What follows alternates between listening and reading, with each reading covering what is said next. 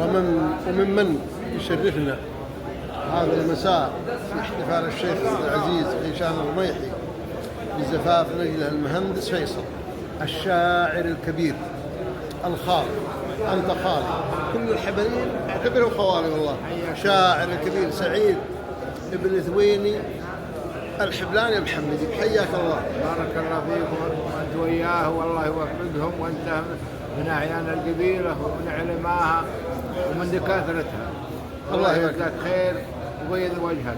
والله انا فخور بك ومثلك والله الذي يفخر به وسيرتك الطيبه، حتى ان لك ابيات وقصائد اصبحت الان مثل ما شاء الله عليك ابو مبارك لك.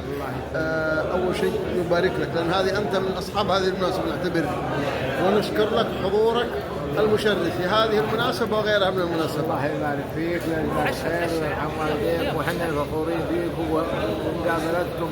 وأنا فخور الحبلين خوالنا والخوال عيالي، وأنا فخور بهم جميع الحبلين، جميع الحبلين دون استثناء. فخورين فيك وطيبك وصيتك وعلمك. الله يبارك فيك. يا هلا حياك الله.